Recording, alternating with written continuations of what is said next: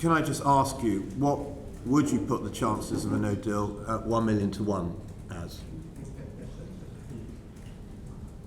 Well, so I absolutely agree that there is confusion. And I think that is in part because people here coming out of this building, some people saying no deal is the legal default, and they hear other people saying Parliament will take no deal off the table.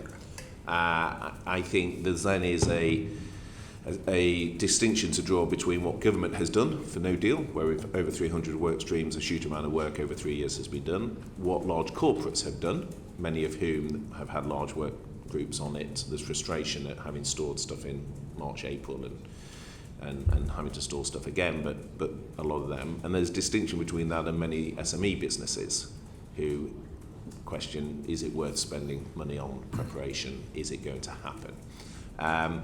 Clearly, in the event when the new Prime Minister in, the communication around that will be reflective of any position that the Cabinet takes. And so in terms of the messaging, we can get into the detail of ERE numbers and where we're at, if that's helpful in terms of what the current reach is on messaging. But we are looking very actively. So, for example, I've been discussing with our behaviour impact team, the number 10 sort of behaviour team, around how it is that we shift from what was predominantly technical notices previously, a massive amount of work, I think 104 or so technical notices, a huge amount of work went into that. We did do comms in the run-up to March, which reached 99% of people, but it didn't necessarily drive the behaviour because a lot of SMEs said, well, we don't think it's going to happen. So the question will be, for the new government, in terms of its comms strategy, how it gets that message across. I appreciate that you can't talk for the new government, but as things stand, it seems as though you're saying that the chances are rather higher than 1 million to 1 that would go out with a no deal. Well, what I'm saying is currently slated there's 24 sitting days in September, October. That's the current, I think, parliamentary position. The withdrawal agreement, as colleagues will know, is a significant piece of legislation. So that is a short period of time. You can't programme motion the Lords. So there's a question, and it goes to the chairs earlier.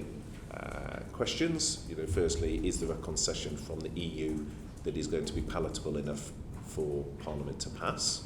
And there will be a wide range of opinions around the table on that. What's your opinion as things stand?